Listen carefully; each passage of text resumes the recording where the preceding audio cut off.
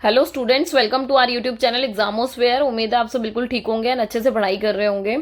आज basically comparative government and politics की series हम लोग जो चल रही है उसकी 6th यूनिट कवर करने वाले हैं, जिसका नाम है कंपेयरिंग रेजिम्स, जिसमें हम democratic, authoritarian, welfare, populism and security regimes को फोकस करेंगे। हिंदी वाले स्टूडेंट्स देख ले, लोकतांत्रिक, सत्तावादी, कल्याण, लोक लुभावनवाद और सुरक्षा। ठीक है, ये सारी जो व्यवस्था है इनकी हम तुलना करके पढ़ेंगे और जानेंगे इनके बारे में। शुरू करने से पहले जरूरी बात, जो भी स्टूडेंट न्यू है चैनल पर, टेलीग्राम चैनल जरूर ज्वाइन कर लें, बिकॉज सारी अपडेट आपको यहाँ मिलती है। प्रीवियस ईयर क्वेश्चन पेपर मिल जाएंगे, ये जितनी भी आपकी कोर्स कंप्लीट है इनके प्रीवियस ईयर क्वेश्चन पेपर भी हैं, और चैनल पे आप जाएंगे तो इनकी प्लेलिस्ट भी बनी हुई है। तो जो भी आपके जूनियर हैं या फिर बैचमेट्स हैं, सो आप उन्हें ये जरूर शेयर कर सकते हैं। लाइक कर दिया करो वीडियो को, सब्सक्राइब कर दिया करो चैनल को, सो दैट टाइमली आपको नोटिफिकेशन रिसीव हो जाए। बहुत सारे स्टूडेंट्स को नोट्स का इश्यू था, सो ये हमारी ऑफिशियल वेबसाइट है, हिंदी और इंग्लिश में स्पेशली अलग अलग सेपरेट नोट्स अवेलेबल हैं, सो आप इसे भी अवेल कर सकते हैं। वेबसाइट पर जाकर ऑन गोइंग जो है उसका भी मिल जाएगा। ठीक है, सो स्टार्ट करते हैं इंट्रोडक्शन की। अगर हम सबसे पहले देखें ना, सो ये बात सही है कि अगर इस वाले चैप्टर में हम अथॉरिटेरियन, डेमोक्रेटिक रिजिम्स ये तो पढ़ेंगे ही पढ़ेंगे। ठीक है, इनको कंपेयर करेंगे, इनका कंट्रास्ट जानेंगे। सबसे इंपॉर्टेंट चीज की रेजिम्स है क्या, तो एक बेसिक आइडिया, क्या डिफरेंट डिफरेंट टाइप की जो रेजिम्स हैं वो किस तरीके की, मतलब आप ये समझ रहे हो ना कि आइडियोलॉजी फॉलो करती हैं या फिर किस तरीके से उनका क्लासिफिकेशन है, तो इन सबको ब्रीफली जानेंगे। साथ में हम वेलफेयर, पॉपुलिज्म, सिक्योरिटी रेजिम्स को भी डिस्कस करने वाले हैं। ठीक है, ये चैप्टर ज्यादातर जो फोकस कर रहा है, जो मेजर है, तभी हम जान भी पाएंगे ना नंबर ऑफ पीपल रूलिंग, कि जो लोग रूल कर रहे हैं या करेंगे, सो उनके कॉन्टेक्स्ट में कि उसको फोकस कर रहा है। और दूसरा जो मेजर एरिया है वो है स्टेट की क्या पावर है, स्टेट किस तरीके से अपना पावर का रिलेशनशिप स्टैब्लिश करता है अपने सब्जेक्ट्स के साथ और पॉलिटिकल इंस्टीट्यूशंस के साथ। सब्जेक्ट्स का मतलब यहाँ पर ना सिटीजन से है, मतलब नागरिकों से। यहाँ हिंदी इंग्लिश वाला सब्जेक्ट नहीं है ये। ठीक है, आई थिंक अब तो ये क्लियर हो ही गया होगा। इसके अलावा चैप्टर में ये भी मतलब एक कहते हैं ना कि ध्यान दिया जाएगा बहुत मेजरली कि जो डिफरेंट रेजिम्स हैं, ठीक है, वो तो हम ग्रेटरली डील करेंगे। वो हाईलाइट करेगा कि जो मोस्ट फंडामेंटल एस्पेक्ट्स क्या क्या हैं हर रेजिम्स के, तो हम उसको भी फोकस करेंगे ताकि हमें एग्जैक्टली पता चल पाए कि अथॉरिटेरियन किस तरीके से वर्क करते हैं और डेमोक्रेटिक रेजिम्स किस तरीके से, राइट। तो ऐसे ही हम ये बाकी की भी रेजिम्स को डिस्कस करने वाले हैं।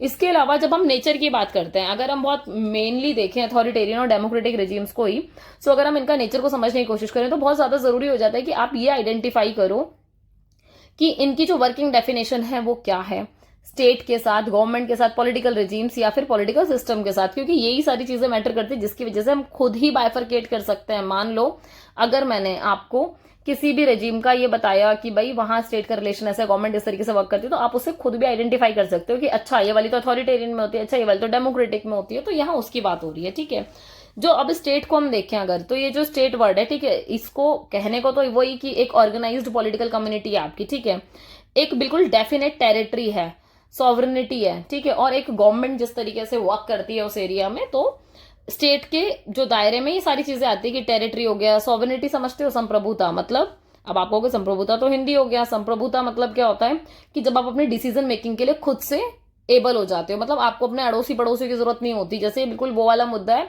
कि घर में कोई भी इशू होता है, कोई बात होती है, तो हम पर्सनल जितने भी मेंबर हैं फैमिली वाले, वो बैठकर उस मुद्दे को रिजॉल्व करते हैं, ना कि अड़ोसी पड़ोसी से पूछते हैं कि जी आप बताओ, रिश्तेदारों को पूछते नहीं जी आप बताओ। सही है, मतलब सेम इसको कंट्री कॉन्टेक्स्ट में ले आओ। ठीक है, कि आप अपने देश में खुद इतने कैपेबल हो कि आप अपने हिसाब से डिसीजन मेकिंग कर सकते हो, आप अपने पड़ोसी देशों से नहीं पूछोगे जी बताइए क्या करना चाहिए हमें, राइट। तो वो वाली बात हो गई। इसके अलावा ये बात सही है कि जो गवर्नमेंट है वो एज अ एजेंसी वर्क कर रही है। ठीक है, और किसके बिहाफ पर, मतलब वही बिहाफ ऑफ स्टेट के बिहाफ पर ही। पॉलिटिकल जो रेजिम्स है अगर हम इसको डिफाइन करें तो ये फॉर्मल और informal structure of state, governmental role and process, इन सबको क्या करती है, डिफाइन करती है। पॉलिटिकल रेजिम से हम इन सारी चीजों से भी पता कर सकते हैं कि किस तरीके से आपका जो राजनीतिक शासन है वो कार्य करता है। अब यहां अगर देखा जाए तो अब हम अंडरस्टैंडिंग करने की कोशिश कर रहे हैं नेचर ऑफ पॉलिटिकल रेजिम्स की, जो प्राकृतिक जो है, मतलब ये जो राजनीतिक शासन है इनकी प्रकृति को समझने की कोशिश कर रहे हैं कि क्या क्या चैलेंजेस हैं, क्या क्या ऑब्जेक्टिव्स हैं मेजरली। ठीक है, सो हल्का सा ब्रीफ करते हैं। अगर हम अर्लीस्ट ट्रेडिशन में चलें, ठीक है, मतलब बिल्कुल पुराने वाले टाइम में, तो अगर वहां देखोगे जो इन्वेस्टिगेटिंग रेजिम्स थी, इनको अगर आप ट्रेस करने की कोशिश करोगे ना, तो 4th सेंचुरी BC से इनको आप देख सकते हो। ठीक है, मतलब पता चलता है कि हाँ भाई इन चीजों के बारे में तब से भी डिस्कशन या बातचीत होती थी। जैसे आपने प्लेटो का नाम सुना होगा, थिंकर्स में एरिस्टोटल का नाम सुना होगा, ठीक है, इन्होंने बहुत ग्रेटली कंट्रीब्यूट करा है, ठीक है, इन्होंने अपना काफी योगदान दिया है जब बात आती है कि रेजिम्स को स्टडी करने की। ठीक है, प्लेटो ने क्या किया, स्कीम्स ऑफ क्लासिफिकेशन दिया है, ठीक है, उन्होंने असाइन किए 5 डिफरेंट काइंड ऑफ रेजिम्स को। एरिस्टोक्रेसी में भी आप देखोगे इनके लिए मोस्ट डिजायरेबल जो फॉर्म ऑफ गवर्नमेंट था वो क्या था, टिमोक्रेसी। इसके अलावा ओलिगार्की, फिर डेमोक्रेसी, फिर टायरनी की बात करते हैं, मतलब इस सीक्वेंस में है। आप आगे बढ़ो, प्लेटो को देखो तो प्लेटो कहते हैं कि जो डेमोक्रेसी है, मतलब कहते थे कि democracy was not a very desirable form of government, मतलब उस टाइम के हिसाब से ऐसा माना जाता था, मतलब प्लेटो ने ऐसा कहा है उनके वर्ड्स में कि जो लोकतांत्रिक सरकार है वो उस टाइम पे उतनी ज्यादा ना डिजायरेबल नहीं थी। मतलब जैसे आज के टाइम पे ना हर कोई चाहता है कि डेमोक्रेटिक गवर्नमेंट हो, डेमोक्रेटिक गवर्नमेंट हो, उस टाइम पर ऐसा नहीं था। ठीक है, ये मतलब वही यहाँ क्या है, state of rule by all, मतलब यहाँ क्या देखा जा रहा है, वही कि सभी के द्वारा क्या किया जाएगा, शासन किया जा रहा है। ठीक है, और यही अल्टीमेट फ्रीडम है। इसके अलावा ये लीड करते हैं टू ऑर्डरलेस सोसाइटी, मतलब प्लेटो कहते हैं कि भैया ऑर्डरलेस सोसाइटी होगी तो ज्यादा बढ़िया है। फिर एरिस्टोटल की बात होती है, उन्होंने 158 कॉन्स्टिट्यूशंस को स्टडी करा, कंपेयर करा। ठीक है, फिर उन्होंने क्लासीफाई करा रेजिम्स को, उन्होंने कहा मोनार्की, एरिस्टोक्रेसी, टायरेनी, ओलिगार्की, डेमोक्रेसी। ठीक है, तो ये सारी चीजें। फिर उन्होंने कहा कि इवन वो कंसिडर करते हैं डेमोक्रेसी को किस फॉर्म में, प्रिवर्टिव फॉर्म ऑफ गवर्नमेंट को, मतलब ये समझ लो कि एकदम विकृत, एकदम बेकार फॉर्म ऑफ गवर्नमेंट मानते थे एरिस्टोटल डेमोक्रेसी को। जबकि मॉडर्न स्टेट में आओ या फिर वेस्टफेलियन स्टेट का जब राइज हुआ तो इन्होंने बहुत सारे चैलेंजेस देखे, मतलब इंट्रोड्यूस करे, बहुत सारे डिफरेंट डिफरेंट चेंजेस भी आए फिर, क्योंकि टाइम के हिसाब से क्या होता है, चेंजेस आते हैं, तो बहुत सारे चेंज को इंट्रोड्यूस किया गया कि किस तरीके से हम एक मॉडर्न स्टेट को देखते हैं। ठीक है, फिर emergency of liberal democratic state, आप ये देखो इनके कॉन्टेक्स्ट में या फिर कॉन्स्टिट्यूशन के कॉन्टेक्स्ट में, तो यहाँ कुछ कुछ फैक्टर्स थे जैसे such as freedom of expression and speech. एक हो गया आपका स्पेक्ट्रम ऑफ पॉलिटिकल और सोशल राइट्स। ठीक है, क्योंकि बहुत ग्रेटली शेप्ड हुए नेचर ऑफ रेजिम्स में जो एक कंट्री में होना चाहिए मेजरली। ठीक है, सो ये उस कॉन्टेक्स्ट में हुआ। आगे बढ़ते हैं, बेसिस क्या है क्लासिफिकेशन के, from number of rulers and nature of authority exercised. कहने का मतलब कि शासकों की जो संख्या है उसके हिसाब से भी हम जज कर सकते हैं कि भाई कौन सी वाली रेजीम होगी। ठीक है, और क्या क्या उनको अथॉरिटी दी गई है, क्या क्या अधिकार है, तो उनको थोड़ा सा देखते हैं। जो 2 मेजर वेरिएबल्स हैं, ठीक है, जिसको कहा जाता है कि समझने के लिए बहुत जरूरी है कि अगर आपको किसी रेजिम के नेचर को समझना है, प्रकृति को समझना है, तो एक तो ये कि the number of people ruling, मतलब हु इज रूलिंग, जो शासन कर रहा है, ठीक है, उसकी बात हो रही है। और सेकंड कौन है, ruling body exercise power over the govern, कहने का मतलब जिनके ऊपर शासन किया जा रहा है। ठीक है, तो शासित कौन है, तो यहाँ ये वाली बात है। वो कहते हैं कि सेकंड जो क्राइटेरिया होता है, सेकंड जो केस है ये वाला जिस पर शासित किया जा रहा है, मतलब जनता।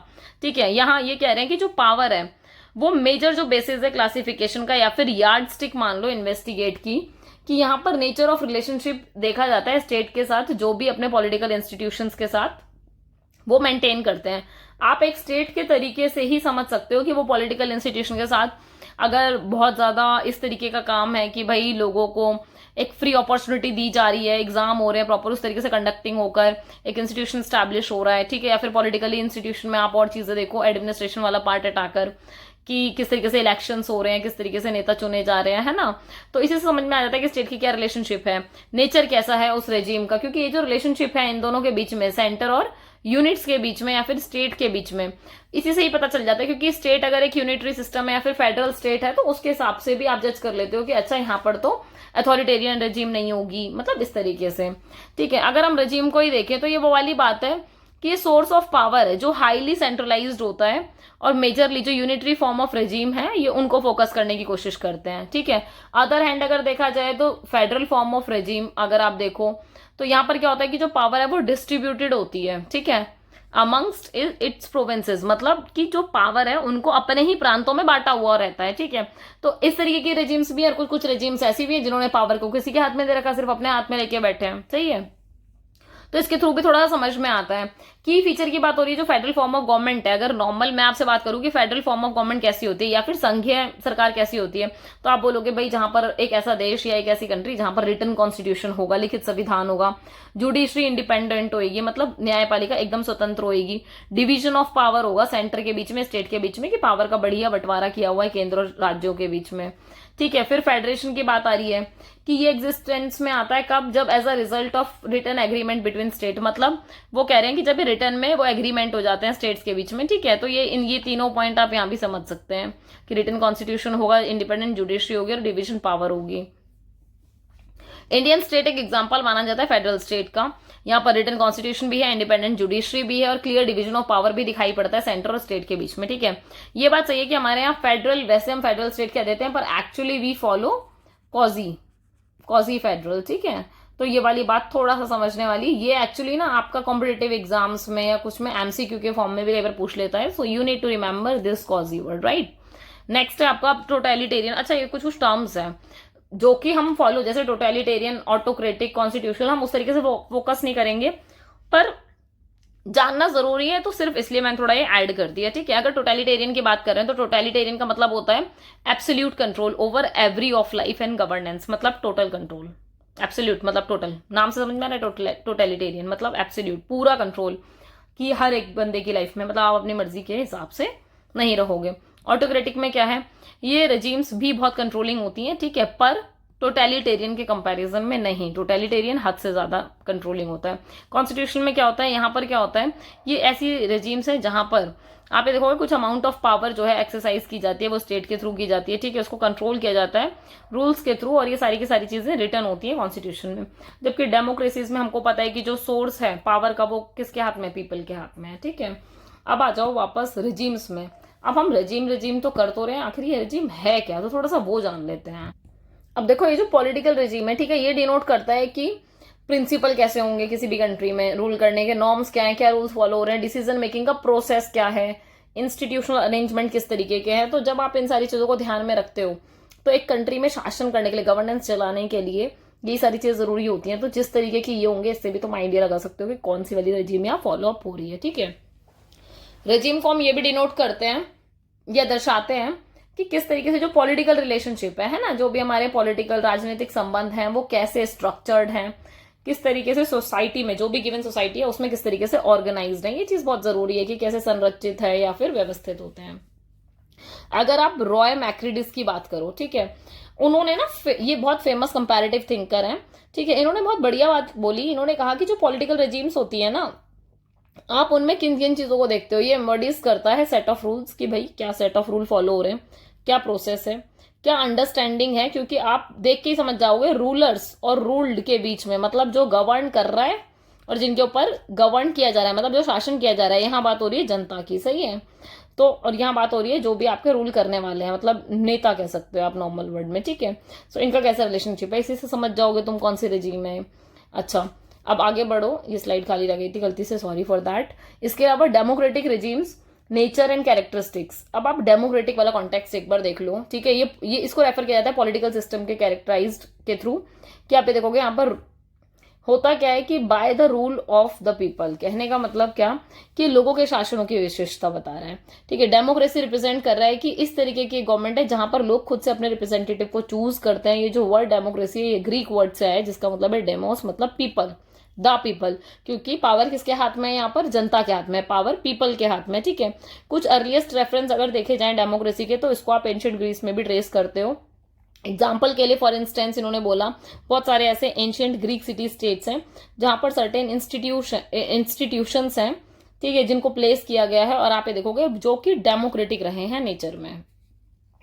इसके अलावा प्रिवेलेंस ऑफ डेमोक्रेटिक प्रैक्टिसेस, आप एक चीज और देखो कि जब आप इसको ट्रेस करते हो तो इंडियन सब कॉन्टिनेंट में भी ये चीज हमें बहुत अर्लियर और ये कह लो सोशल और पॉलिटिकल फॉर्मेशन में दिखाई पड़ती है, मतलब बहुत प्रारंभिक सामाजिक और राजनीतिक संरचनाओं में ये चीज दिखाई पड़ती है।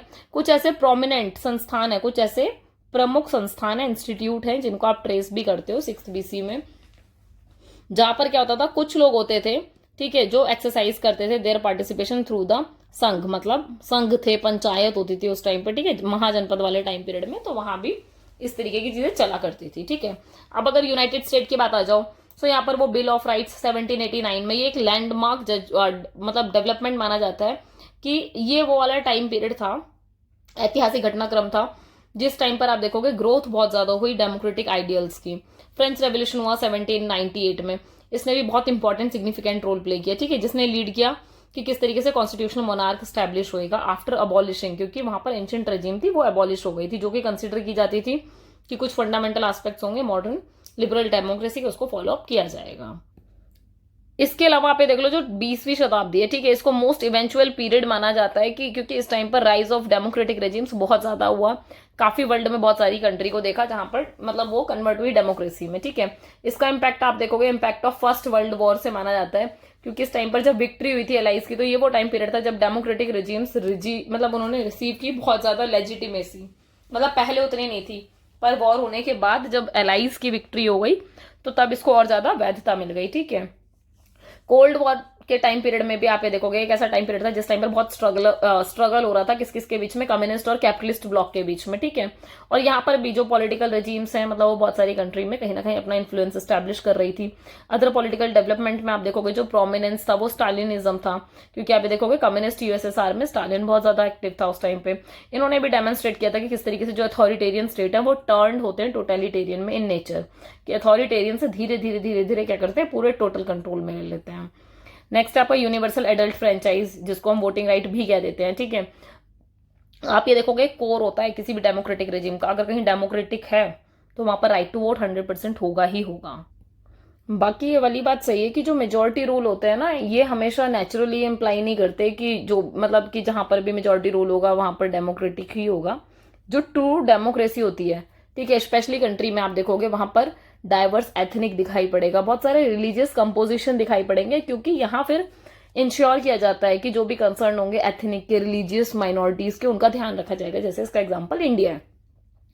पॉलिटिकल प्लूरलिज्म की अगर हम बात करें तो ये मोस्ट इंपॉर्टेंट एस्पेक्ट हो जाता है डेमोक्रेटिक रेजिम का, बिकॉज जो मॉडर्न डे आजकल के डे में अगर आप देखोगे डेमोक्रेसीज को स्पेशली स्टेट के कॉन्टेक्स्ट में, तो ये बहुत कॉम्प्लेक्स सोसाइटल कंपोजिशन बनता है, या फिर मल्टीपल इंस्टीट्यूशन यहाँ दिखाई पड़ेंगे। पॉलिटिकल प्लूरलिज्म, राजनीतिक बहुलवाद यहाँ बहुत अच्छे से दिखेगा, और ये बहुत इंपॉर्टेंट क्रूशियल कैरेक्टरिस्टिक है अगर आपको एक डेमोक्रेसी की फंक्शनिंग को जानना है उसके लिए, ठीक है। आगे बढ़ते हैं। डेमोक्रेसीज यूजुअली गारंटी करती है कि वो इनएलिएनेबल राइट्स देंगे अपने सिटीजन को, freedom of speech, expression, religious cultural freedom, ये सारे के सारे राइट्स दिए जाते हैं। पॉलिटिकल राइट भी दिए जाते हैं। डेमोक्रेटिक गवर्नमेंट में एक मेजर कैरेक्टरिस्टिक होती है, बिकॉज आप यहाँ देखते हो यहाँ पर civil liberties, mass participation, freedom of media, press, ये सारी की सारी चीजें अलाउ होती हैं। जो इलेक्शन ऑफ लीडर्स हैं, ठीक है, वो डायरेक्टली या इनडायरेक्टली क्या करते हैं डेमोक्रेटिक रेजिम्स में मतलब इलेक्ट होते हैं। Equality before law, equal opportunities irrespective of, equal opportunity देनी है, कास्ट, जेंडर, रिलीजन, इसका भेदभाव नहीं करना, ठीक है। फंडामेंटल फीचर जो है मॉडर्न डेमोक्रेसी का वो ये है।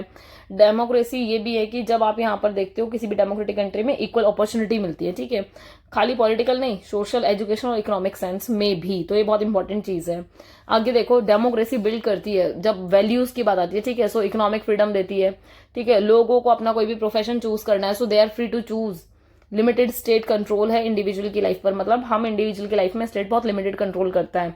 मॉडर्न डेमोक्रेसीज में पॉलिटिकल पार्टिसिपेशन में इलेक्शन के थ्रू होता है, वो बहुत सेंट्रल है, ठीक है। अगर आप सिविल सोसाइटी के थ्रू देखोगे तो यहाँ पर जो ग्रुप्स हैं ये भी बहुत इंपॉर्टेंट रोल प्ले करते हैं, बिकॉज पब्लिक ओपिनियन पहुंचता है यहाँ से, राइट।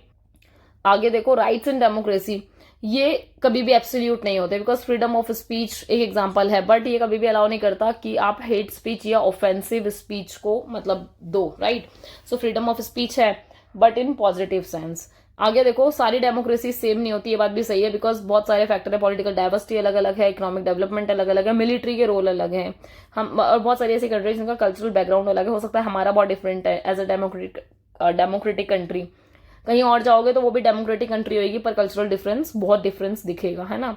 सो किस तरीके से एक डेमोक्रेटिक कंट्री वर्क करती है वो भी इंपॉर्टेंट है। डेमोक्रेसीज डायरेक्टली भी हो सकती है और इनडायरेक्ट भी। डायरेक्टली कहाँ है, स्विट्जरलैंड में है, ठीक है, जहां पर लोग खुद से इश्यूज पर डायरेक्टली वोट करते हैं, जबकि इनडायरेक्ट कहाँ है, इंडिया में और यूएसए में, जहां पर लोग इलेक्ट करते हैं अपने रिप्रेजेंटेटिव को, और वो जो ये रिप्रेजेंटेटिव होते हैं ये लोगों के बिहाफ पर वोट करते हैं, ठीक है। सो इनडायरेक्ट डेमोक्रेसी में अगर हम देखें तो बहुत सारे डिफरेंट फॉर्म्स हम देख सकते हैं, पार्लियामेंट्री, प्रेसिडेंशियल, लिबरल और इवन इलिबरल भी। सो ये सारे डिफरेंट फॉर्म्स हैं। डेमोक्रेसीज कभी भी परफेक्ट नहीं होती, इवन कोई भी रूल परफेक्ट नहीं होता, ठीक है। ये थोड़ा सा डोमिनेटेड बन जाता है बिकॉज जो फ्यू पावरफुल ग्रुप हैं वो थोड़ा ज्यादा पॉलिटिकली एक्टिव हो जाते हैं, पॉलिटिकली राइवलरीज भी बहुत चल रही होती हैं एक पार्टी की दूसरी के साथ, ठीक है। तो इसकी वजह से भी समटाइम इनस्टेबिलिटी आ जाती है। सो डेमोक्रेसी आइडियली तो है कि हाँ भैया रूल बाय पीपल है, पर प्रैक्टिस में देखोगे तो ये जो रिजेंबल्स है रूल बाय सिलेक्ट फ्यू, मतलब कि कुछ एक लिमिटेड लोग ही होते हैं जो इसके आसपास घूमते रहते हैं। डिफरेंट डेमोक्रेटिक थ्योरीज एक्सप्लेन करने की यही कोशिश करती हैं कि जब हम इम्प्रूव करते हैं सिस्टम को, जैसे लिबरल, प्लूरलिस्ट और डेलिब्रेटिव डेमोक्रेसी, सो बहुत जरूरी है कि आप इन थ्योरीज को भी क्या करो, फॉलो अप करो। अथॉरिटेरियन रेजिम्स, नेचर और कैरेक्टरिस्टिक्स, इनको अगर देखा जाए तो अथॉरिटेरियन रेजिम में क्या होता है, यहाँ पर जो सिस्टम ऑफ गवर्नमेंट है, ठीक है, वो बहुत पावर में, ये बात सही है, जो एक पर्सन है या फिर एक स्मॉल ऑफ ग्रुप है उसी के हाथ में सारी पावर है, ठीक है।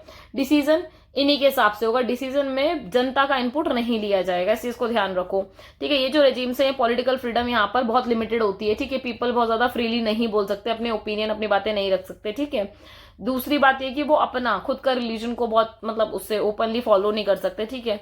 इनको चूज करना पड़ता है डिफरेंट पॉलिटिकल पार्टीज को, तो ये बहुत वैसी बात है कि आपके लिए मैंडेटरी हो जाता है, ठीक है। गवर्नमेंट, ये बात सही है कि वो भले ही कंट्रोल करने के लिए फियर को यूज कर रही है, फोर्स को कर रही है, स्ट्रिक्ट रूल को यूज कर रही है, ठीक है, और ये सारी चीजें कंट्रोल में रहती हैं, लाइक स्पाइंग ऑन सिटीजन और punishing those who speak out. और ये वही वाली बात हो रही है ना कि ये उन सख्त नियमों का भी उपयोग करती है, जैसे नागरिकों पर जासूसी करना हो गया, ठीक है, या फिर बातचीत करना, बोलचाल, तब आप ये सारी सारी चीजों को ध्यान में रखते हो। इसके अलावा मतलब ये बहुत सिंपल सी बात है, आप देखो डेमोक्रेटिक भी कहीं रजीम होगी तो वहां पर डर नहीं होगा, कोई फोर्स नहीं होगा, कोई स्ट्रिक्ट रूल रेगुलेशन नहीं होंगे जिसके आपको फॉलो करने हैं, जबकि अथॉरिटेरियन में ऐसा होता है, ठीक है।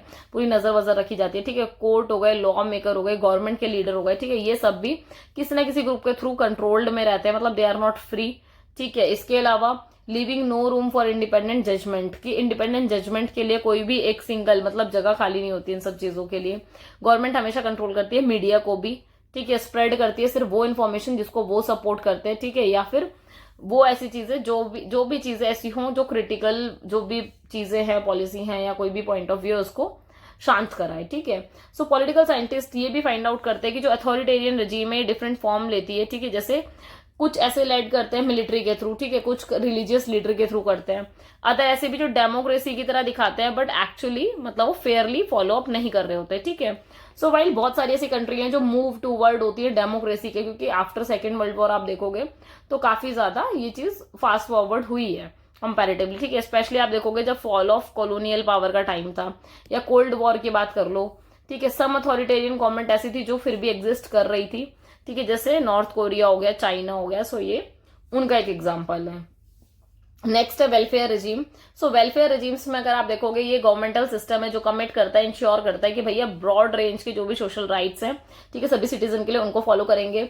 ये अचीव करते हैं एड्रेस करने के थ्रू, ताकि एड्रेस कर सके सोशल मैकेनिज्म को, जो भी कॉन्सिक्वेंसेज हैं मार्केट इकोनॉमी के उनको, ठीक है। जो भी गवर्नमेंट है, गवर्नमेंट प्ले कर रही है वाइटल रोल, बहुत इंपॉर्टेंट रोल प्ले कर रही है, ठीक है, बैलेंस करने के लिए सोशल इनइक्वालिटीज को, बिकॉज ये जो प्रोविजंस है, ठीक है, या फिर जो भी सब्सिडाइजेशन है, ये सोशल बेनिफिट के लिए होते हैं। इनकी जो सर्विसेज है वो ऐसी है कि ये ज्यादा से ज्यादा सोशल पॉलिसी बनाकर उनकी प्रैक्टिस करते हैं और लोगों को हेल्प करते हैं, ठीक है। की फीचर क्या है वेलफेयर रेजिम का, ये इंक्लूड करते हैं कि गारंटी करेंगे कि मिनिमम इनकम तो कम से कम इंडिविजुअल के पास जाए या फैमिलीज के पास जाए।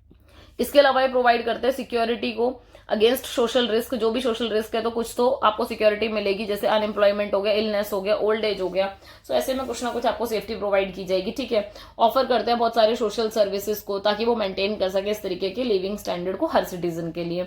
वेलफेयर स्टेट कैरेक्टराइज्ड होते हैं क्योंकि यहाँ पर डाइवर्स मॉडल्स हैं, बहुत गोल है, वैल्यूज अलग है, बेनिफिशियरी ग्रुप अलग है, ठीक है, रिफ्लेक्ट किया जाता है यहाँ पर हर कंट्री को बहुत यूनिक कल्चर के हिसाब से, सोशो इकोनॉमिक कॉन्टेक्स्ट अलग है। पर जब स्कोप और फॉर्म ऑफ सपोर्ट की बात आती है, सर्विस की बात आती है, एक्सपेंडिचर की बात आती है, ठीक है, सो यहाँ बेसिकली ऑफर किया जाता है कि जो भी वेलफेयर रेजिम है उनको आप ये देखो कि ये बहुत अकॉर्डिंगली वर्क कर रहे होते हैं बेसिकली, राइट। इसके अलावा सोशल पॉलिसी वेलफेयर रेजिम में टिपिकली प्लान की जाती है, coordinate, funded, implemented by the state, की भाई पूरा वो कर लिया फिर स्टेट के थ्रू इम्प्लीमेंट करा दिया, ठीक है। इनका एम क्या है कि वेलफेयर को इम्प्रूव करेंगे, जो बेसिक रोजमर्रा की जरूरत है उनको पूरा करेंगे, ठीक है। ये एड्रेस करेंगे, पब्लिकली रिकॉग्नाइज करेंगे भैया जो भी सोशल प्रॉब्लम है, ताकि सबको मतलब रिलीफ भी हो। और बहुत सारी चीजें हैं कि जब ये सोशल प्रॉब्लम को एड्रेस करते हो तो रिलीफ के साथ साथ बहुत ऐसी चीजें हैं कि आपको खुद का डेवलपमेंट भी होता है, ठीक है। सो ये प्रॉब्लम्स को कैटेगराइज किया गया डिफरेंट डिफरेंट डायमेंशंस में। सो अब आप ये देखो कि जब हम डिफरेंट डिफरेंट डायमेंशंस की बात करते हैं तो वो कहाँ है, क्या है वो। सो अब आगे बढ़ते हैं। वो जो डायमेंशन है, पहला डायमेंशन है सब्जेक्टिव डायमेंशन, ठीक है।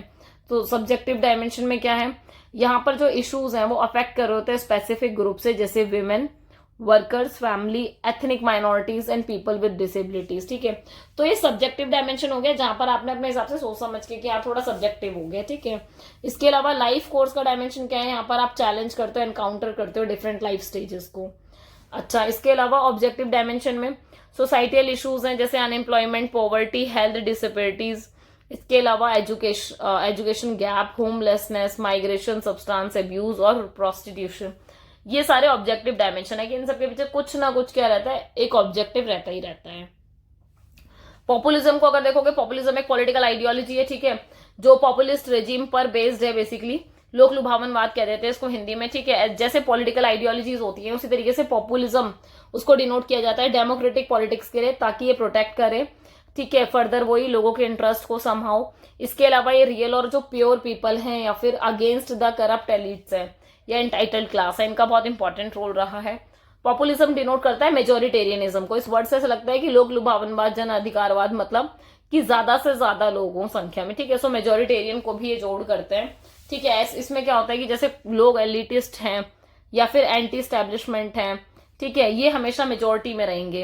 और इसको डिनोट भी किया जाता है आइडेंटिटी पॉलिटिक्स के साथ या फिर कल्चरल नेशनलिज्म के साथ, जो कि मोस्ट इंपॉर्टेंट आइडेंटिटी हो गई है, जो कि पॉपुलिज्म को यूज किया जाता है इस टाइम पे। ठीक है, सो ये जो लोग हैं इनको कंसिडर किया जाता है ट्रू या फिर प्योर मेंबर की तरह। और ये जो नेशन है या पॉलिटिकल कम्युनिटीज हैं, इनको भी डिफाइन किया पॉलिटिकल पॉपुलिस्ट आइडियोलॉजी के थ्रू भी, राइट।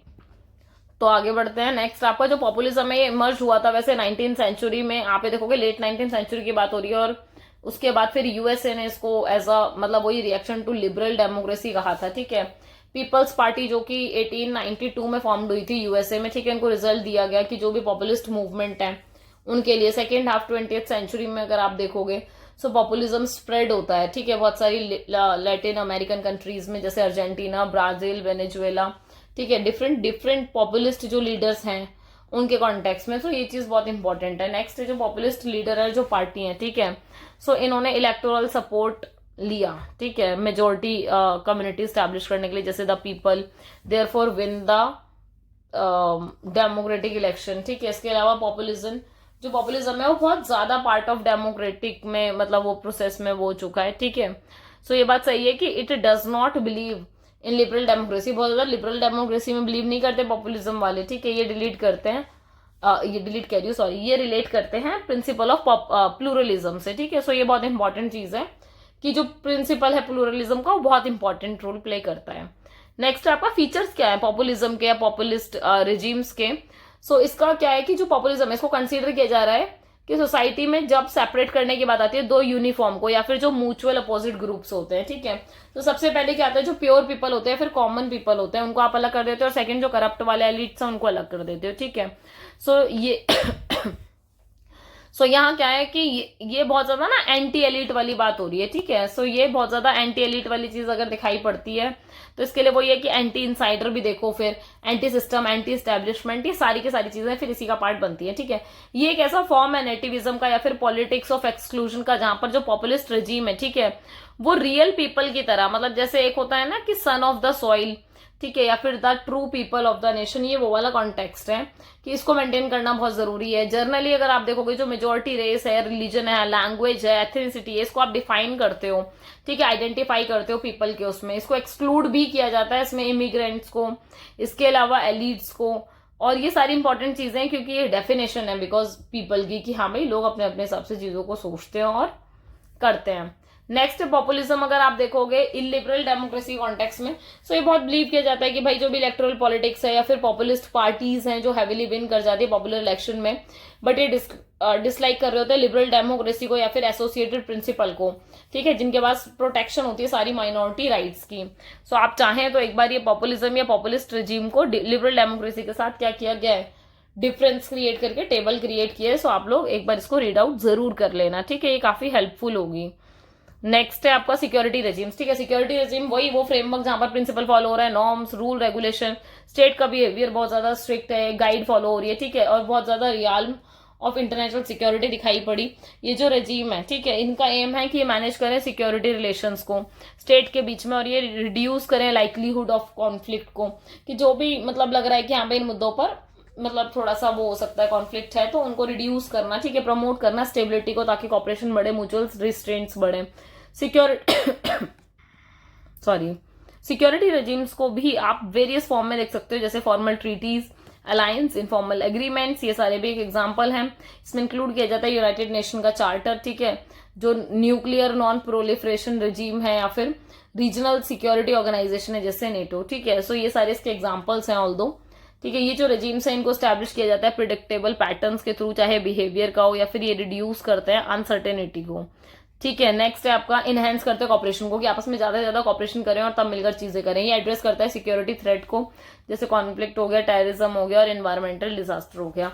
सो ये चीजें छोटी छोटी सी हैं भले ही पढ़ने में, पर वैसे बहुत इंपॉर्टेंट, आप इसको एलेबोरेट करके अपने आंसर्स में भी लिख सकते हो अपनी लैंग्वेज में, ठीक है।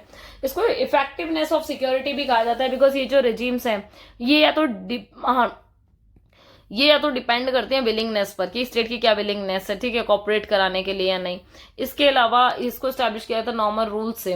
और जो चैलेंजेस हैं, जो सिक्योरिटी डिलेमा है, वो एक डिफरेंट चीज है, बिकॉज यहाँ पर जो एक्शन है वो लिया जाता है मतलब स्टेट के थ्रू, ताकि ये सिक्योरिटी को और ज्यादा इनहेंस किया जा सके, मतलब ऐसा ना हो कि वो चीज डाउन चली जाए, ठीक है। इसको इंक्रीज करना टेंशन को अदर के साथ, ठीक है। इसके अलावा ये अंडरमाइन करते हैं इफेक्टिवनेस ऑफ दीज रेजिम्स को, ठीक है, कि इफेक्टिवनेस बहुत ज्यादा जरूरी है। ओवरऑल जो सिक्योरिटी रेजिम्स है वो बहुत इंपॉर्टेंट रोल प्ले करती हैं, ताकि वो पीस और मेंटेन, मतलब पीस और स्टेबिलिटी को मेंटेन कर पाए इंटरनेशनल सिस्टम में, ठीक है, फॉस्टर कर सके ग्लोबल डायलॉग को, ठीक है, बिल्ड कर सके ट्रस्ट को, फैसिलिटेटिंग कॉपरेशन की बात आ रही है। तो मतलब ये इस तरीके की चीजें हैं कि जो इन जनरली फॉलो अप होती हैं। अब आ जाओ कंक्लूजन की तरफ, ठीक है। सो हमें ये बात जानने की जरूरत है कि किस तरीके से, मतलब कोई ऐसा स्ट्रिक्ट मोड ऑफ क्लासिफिकेशन नहीं है रेजिम के टाइप का, बट पॉलिटिकल साइंटिस्ट वही क्लासीफाई करते हैं रेजिम्स को अपने हिसाब से, जो भी मतलब नेचर ऑफ रिलेशनशिप चल रहा होता है, ठीक है। रूलर और रूल्ड के बीच में, सिविल पॉलिटिकल लिबर्टीज के बीच में रिलेशनशिप, वेरियस ऑर्गन्स के बीच में, है ना, कि ये जो डिफरेंट डिफरेंट ऑर्गन्स हैं उनकी बात हो रही है गवर्नमेंट को लेकर, ठीक है। द नेचर ऑफ पावर, जब पावर के नेचर की बात आती है तो उसको एक्सरसाइज किया जाता है एक अथॉरिटेरियनिज्म के हिसाब से, ठीक है। सिक्योरिटी, वेलफेयर, पॉपुलिज्म, डेमोक्रेसी को हमने देखा किस तरीके से ये पावर को डिस्ट्रीब्यूट करते हैं, वर्क करते हैं, ठीक है। ये बात सही है कि हम बहुत डिफरेंट फॉर्म ऑफ डेमोक्रेसी हो सकती है, ठीक है, जहां नजर रखा जाना वाला हिसाब होता है वहां नजर भी रखी जाती है, पर डेमोक्रेसी में ऐसा कुछ होता नहीं है एक्चुअली, ठीक है। सो ये बेस्ड है ट्रू रिलेशनशिप पर, और ये शेयर करते हैं बिटवीन एग्जीक्यूटिव और लेजिस्लेचर, क्योंकि आपको पता है पावर का डिवीजन यहीं पर दिखाई पड़ता है, ठीक है। मोड ऑफ पार्टिसिपेशन यहाँ सबसे ज्यादा है, ठीक है। डायरेक्ट और इनडायरेक्ट डेमोक्रेसी में भी वर्क किया जाता है। सो लास्ट तक बनाने के लिए बहुत बहुत धन्यवाद। ये यूनिट आपकी कंप्लीट हो गई है finally. So like, share and subscribe कर देना, अपने सभी फ्रेंड्स को जरूर शेयर कर देना, टेलीग्राम चैनल ज्वाइन कर लेना जो भी स्टूडेंट न्यू है। ये वाली यूनिट आपकी कंप्लीट हो गई है कंपैरेटिव गवर्नमेंट एंड पॉलिटिक्स की। अब आपका पब्लिक इंस्टीट्यूशन का एक वीडियो रहता है, बहुत जल्दी वो भी मैं अपलोड कर दूंगी। लास्ट तक बनाने के लिए बहुत बहुत धन्यवाद। Thank you.